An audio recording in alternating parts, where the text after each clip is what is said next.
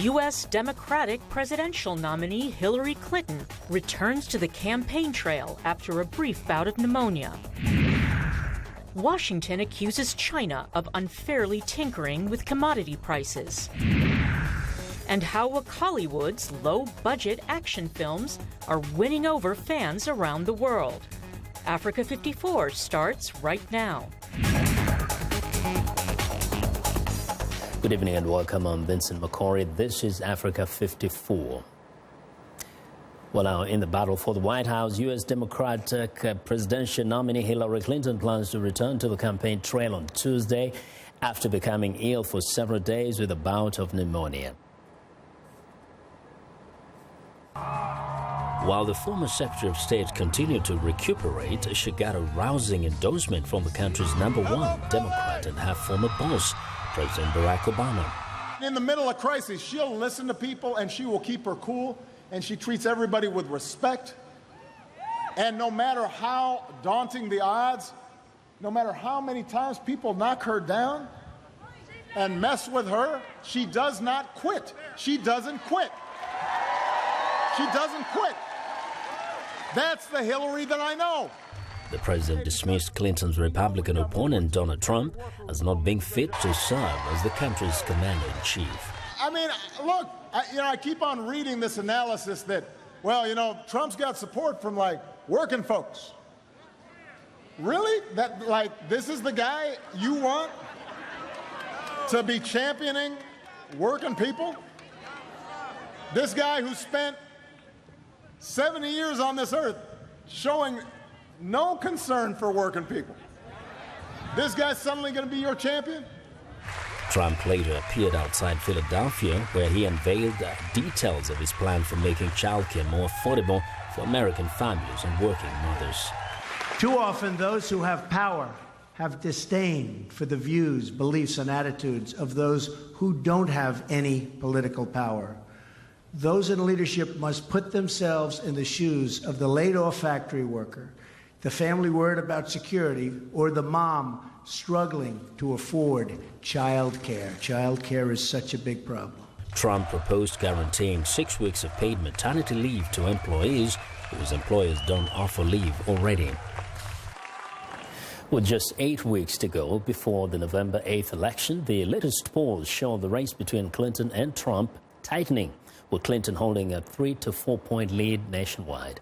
When I was saying with politics, Muslim Americans have generally been perceived as a natural Republican constituency, yet they have been increasingly leaning Democratic, and they are expected to vote in record numbers for Democrat Hillary Clinton in November. VOA's Masood Farivar reports on this voting bloc's shifting political allegiance. This mosque outside Washington is far from a Democratic stronghold. Pro-faith and pro-family, many congregants at the Dar al-Hijra Mosque in Falls Church, Virginia, once voted Republican. Now, most say they will vote for Democratic candidate Hillary Clinton, if only to stop her Republican rival from winning the race for the White House. We're all, pretty much kind of are thinking along the same path, right? In terms of just really, the way the propaganda, again, that's being spread against us, we just cannot allow that to stand. It's critical that we don't bring Islamophobia to the White House. So I think that's why that all Muslims who are registered to vote or who aren't should get registered to vote so that they can vote Democratic. On Fridays, Sister Fazia Dean, Dar al-Hijra's outreach liaison, leads a team of young volunteers to register female voters, part of a nationwide campaign to sign up 1 million Muslim voters. Her pitch is simple. This is an important year. Well, you have Clinton and you have this crazy guy, right? Trump. So it's important if we don't vote that Trump might get in. Like the Guyanese-born Dean, most Muslim Americans are immigrants. Polls show that most in the community lean Democratic and have progressive views. In 2000, Muslim Americans overwhelmingly backed George Bush for president, but in the last 3 elections, they have voted for Democratic candidates. Georgetown University professor John Esposito says the 2000 election was an exception. Historically, the Democratic Party was seen much more as a party of people, more inclusive, the Republican Party, and it tends to still be seen by many as a party of the establishment, of the privileged, etc. What do we do? The flight to the Democratic Party has only deepened because of Republican Donald Trump's rhetoric, seen as anti-Muslim. While the Muslim American vote remains small, activists say large Muslim communities in Florida, Ohio, Virginia, Michigan, and Pennsylvania could prove critical. It could be the Muslims in that swing state would make the difference. That 1% again is going to be crucial, especially in those swing states when the ballot is going to be that close. But experts say over the long term, as the Muslim American community grows more diverse socioeconomically, so will their political allegiances. And that, Georgetown University's Esposito says, is a good thing for democracy and the community. Masood Farivar, VOA News, Washington. Well, with the presidential election fast approaching, top U.S. officials are on guard for cyber attacks after a string of recent unnerving hacks. VOA's Steve Baragona has more. Hacked emails at the Democratic National Committee, hacked voter registration systems in Illinois and Arizona, Russia suspected in both. At an Armed Services Committee hearing Tuesday, Senator John McCain wondered if November's election might be next. Is there a possible scenario where they could disrupt the voting results in the upcoming election? I think there are scenarios where you could see capability applied in particular areas. Admiral Michael Rogers, the head of U.S. Cyber Command, said a widespread attack would be hard to do because voting machines and procedures vary widely among the 10,000 jurisdictions across the country. And state officials work hard to keep voter rolls and voting machines out of the hands of hackers and old-fashioned vote riggers. That was the message across Capitol Hill at a House Science Committee hearing. Tom Shedler is Louisiana's Secretary of State. Are we concerned about potential interference into our election process? We absolutely are. But voter fraud is much, much harder to accomplish than you may think. Shedler said Louisiana voting machines never touch the internet. Data cards are physically carried to headquarters, and vote tallies are transmitted on a closed circuit, not online. But there are other ways to attack a computer besides the internet. Think Stuxnet, the virus that damaged an Iranian nuclear facility, said Rice University computer science professor Dan Wallach. That nuclear refinement facility was also meant to be secure. It also was not connected to the internet.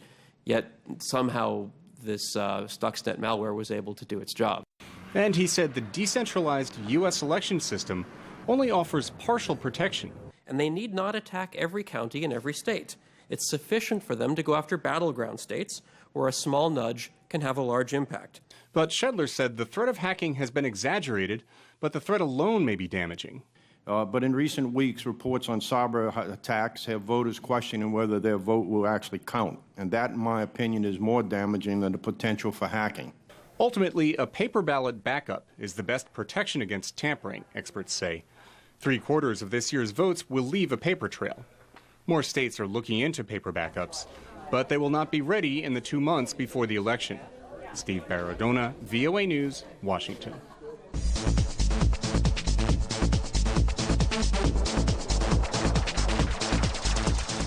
Ethiopian silver medalist Feyisa Lilesa, who gained attention at the marathon finish line in Rio de Janeiro with a memorable gesture of support and defiance, warned the international community that his country was in danger of sliding into a Rwanda-like situation where ethnic groups turn on one another. Lilesa held his arms over his head, wrists crossed as he strode across the finish line to claim the silver medal in Rio, mimicking a sign taken up by protesters in the Horn of Africa country's Oromia region. The province has been plagued by unrest for months over land rights and allegations of human rights violations. After the race, Lilesa said he feared he would face consequences if he returned home. He spoke to reporters on Tuesday here in Washington about the state of things in his country. If this situation continues, I have no doubt Ethiopia is staring at a base. You are going to see a great tragedy unless the international community is able to bring about change in that country. I'm personally very fearful that this is going to take an ethnic dimension, where you will see a Rwanda-like situation where ethnic groups turn on each other. Well, Ilesa entered the U.S. on a temporary visa, and he's considering settling in Arizona or New Mexico, where he has friends and he can continue training. He leaves a wife and 2 young children back home in Ethiopia, who he says he is in contact with. Well, medical researchers say public mistrust of vaccines is causing the outbreak of diseases like measles. A joint study by researchers in London and Singapore found big variations in the level of public confidence in the importance, safety and effectiveness of vaccines. Henry Ridgewell has a report. Health workers in the Democratic Republic of Congo walked the streets of Kinshasa, calling on the public to attend a yellow fever vaccination program. An outbreak of the disease has hit the DRC and Angola this year, killing hundreds of people. The World Health Organization aims to vaccinate over 15 million people in both countries. If everyone agrees to be vaccinated, we can eradicate yellow fever from our country. Figures from a London School of Hygiene and Tropical Medicine study show that people in the Africa region have high confidence in the safety of vaccines relative to other parts of the world, with just 7.4% of respondents believing vaccinations are unsafe, second only to Southeast Asia.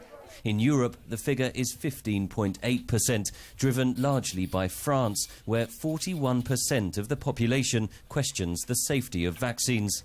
Anxieties about links between hepatitis B and multiple sclerosis several years ago, scientifically deemed unlinked but still caused anxiety. There still is today and has been concerns about side effects related to the HPV vaccine. Again, not scientifically confirmed, but anxieties about that. Mistrust in France was also driven by the response to the H1N1 flu outbreak fears in 2009, when the government spent $1.4 billion on 94 million doses of the vaccine. The majority were sold off or destroyed. Dr. Larson fears the consequences of that mistrust. We will get some combination of influenza strains that will be very fatal, and if we have such poor compliance with a pandemic vaccine in future, I would be very worried about that.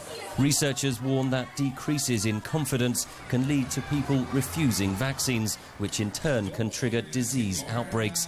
But the study found a high level of global support for vaccinating children against disease. Henry Ridgewell for VOA News, London. We want to know what you think about Africa 54 and the stories we covered. Join the conversation on Facebook. The address is Africa 54. And check out our headlines 24/7 on voaafrica.com. Find me on Twitter at VOA Vince Makori. Coming up, are China's trade policies hurting U.S. farmers? Washington says yes. Stay with us.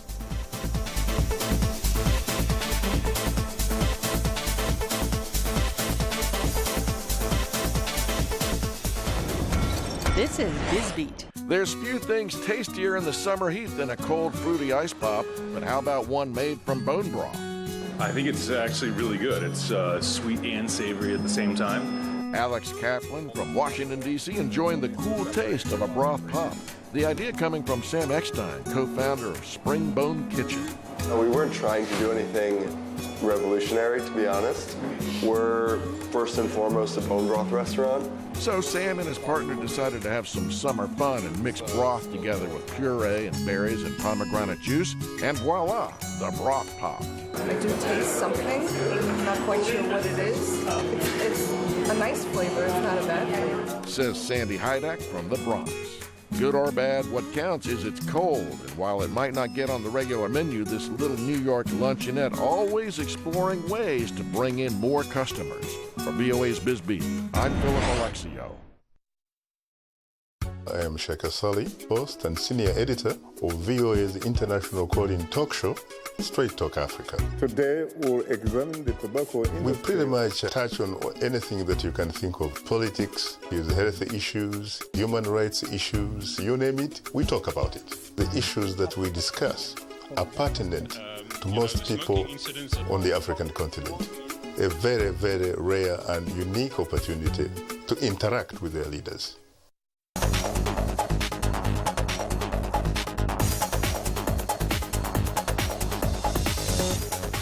Welcome back in business news. The world's largest payments network takes on the world's largest mobile money platform in Kenya, while a former Barclays CEO may still be interested in the South African unit. Now, for all the details, Africa 54 business correspondent Jill Malandrino joins us live from New York. Hi, Jill.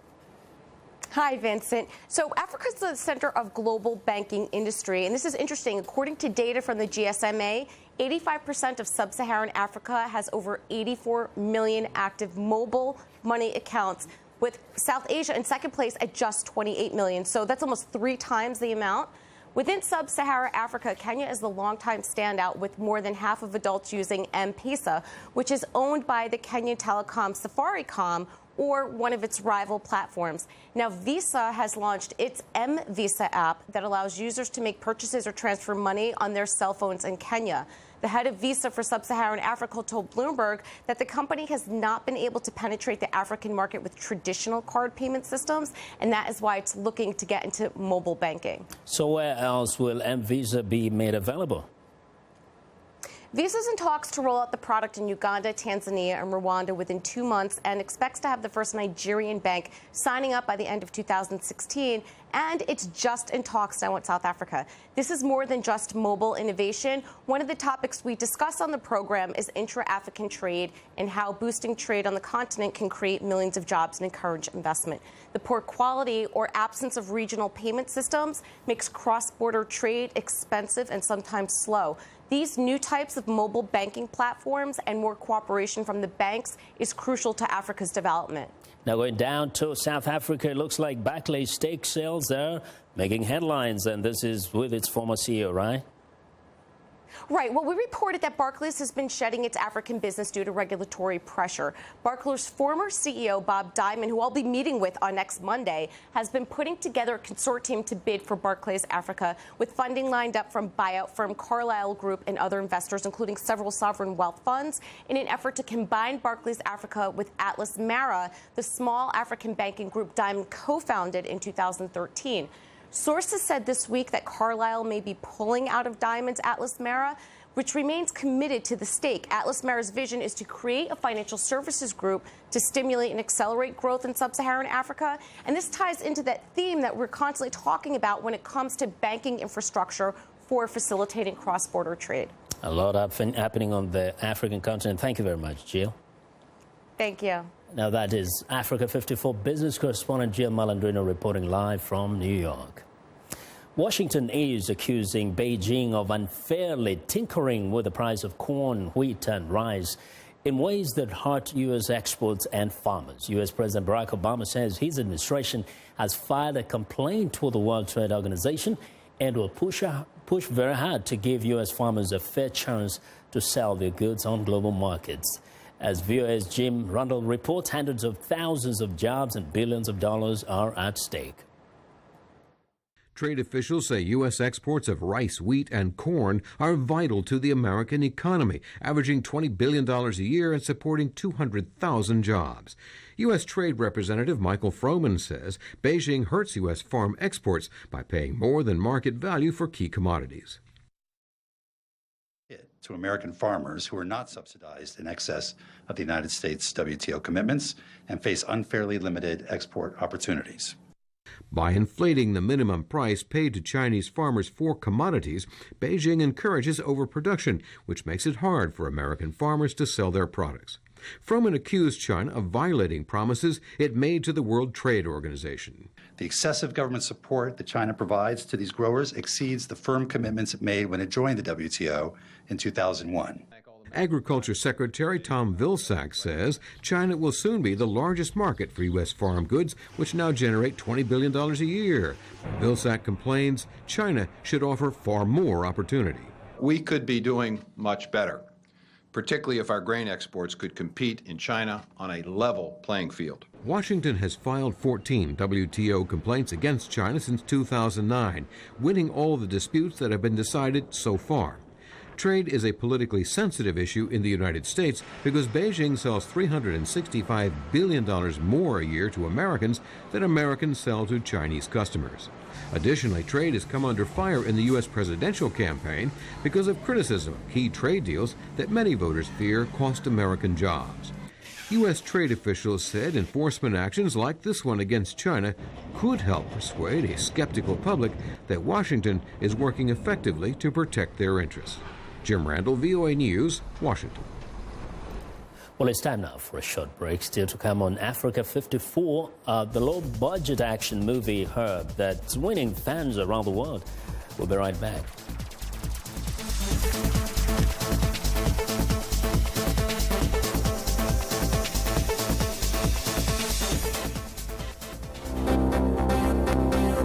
If you've just joined us, I'm Mariama Diallo, and here is a quick recap of today's headlines. In Zambia, Edgar Lungu is sworn in as a new president following a legal attempt by the opposition to block the inauguration ceremony. Somalia hosts regional African heads of state for the first time since 1991 to discuss the country's upcoming vote for a new parliament and president. The report criticizes Britain's military intervention that led to the overthrow of Libyan leader Muammar Gaddafi in 2011, saying it stimulated the country's political and economic collapse. Finally, in Cameroon, the government introduces a program to encourage young people to take up cocoa farming in line with the country's plan to triple production. That's all for today. Thanks for watching. We'll see you next time.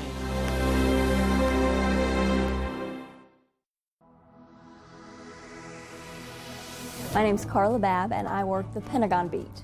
That access helps me to do better stories. Every day it's my responsibility to collect all of the defense news. It keeps our VOA viewers informed. I get to travel all across the globe. Anything that's defense related and how to protect and keep people safe, that's where I'll go. So it's never a dull moment at the Pentagon. My name is Carla Babb. This is my beat.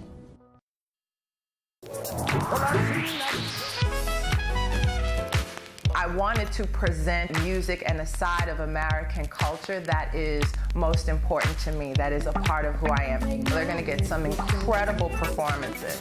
That's one of the things I love, bringing these artists in so you can get to see them do what they do. It's soul music, and that's what music is. It's that which comes from the soul.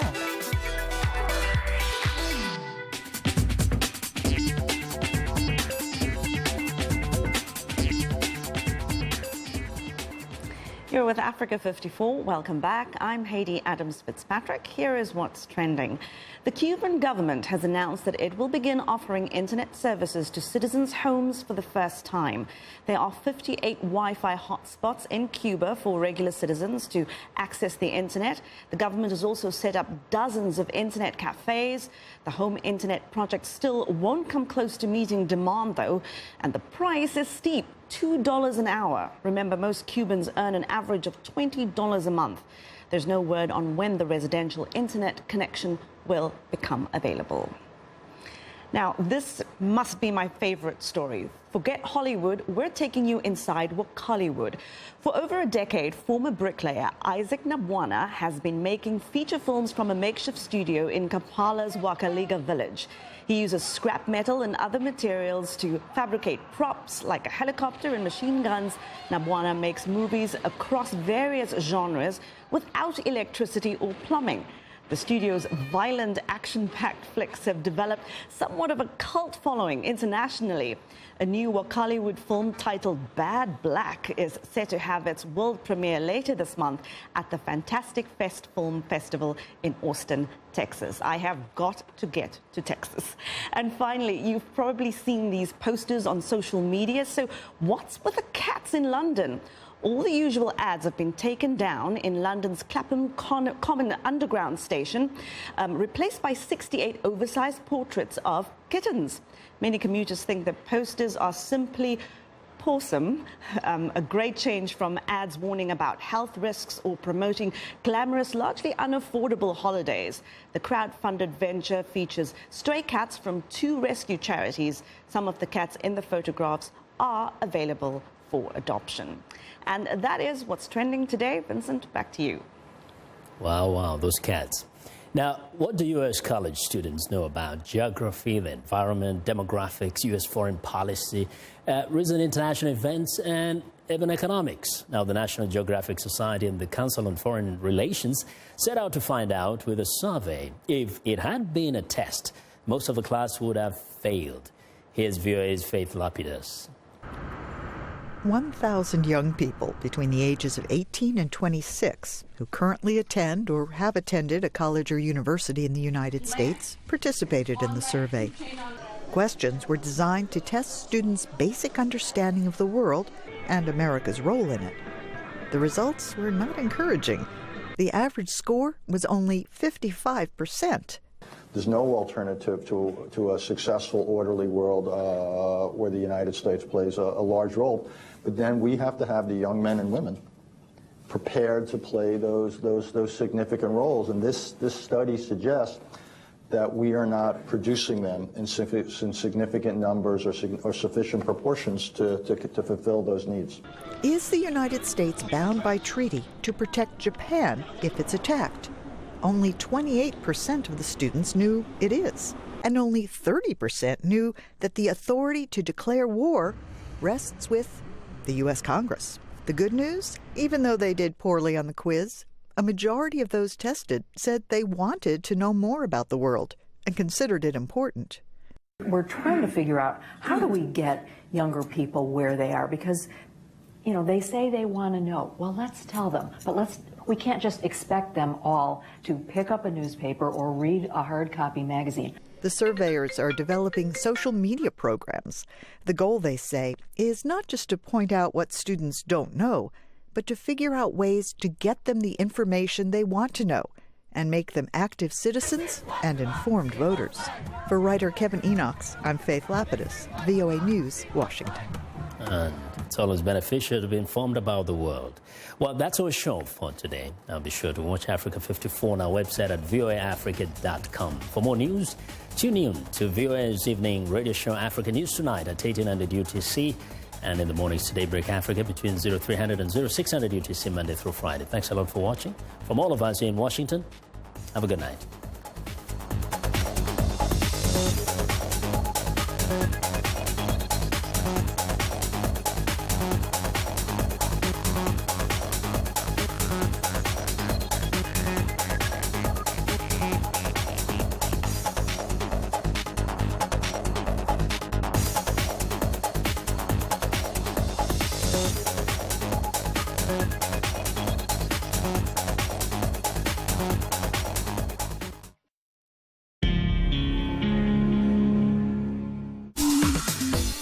Welcome to English in a Minute. There are many expressions you could use when you travel. All over the map. But is this expression about traveling? Hey, how was your meeting in New York City? It was awesome. I met some people in the music industry. I saw an old friend from college, and she has this amazing job. I went shopping. I mean, look at these shoes. Wait, you're all over the map. Just focus on one thing at a time. Sorry. Well, let's start with the most important thing. Let's see those shoes. To be all over the map means you shift from topic to topic. It means you are disorganized or going in different directions. Jonathan asked Anna about her meeting in New York, but she went from one topic to another. It is hard to follow someone whose thoughts are all over the map. And that's English in a Minute. I'm Roger Muntu with Washington Forum. This is VOA. Follow us on Facebook. Go to facebook.com/Washington Forum.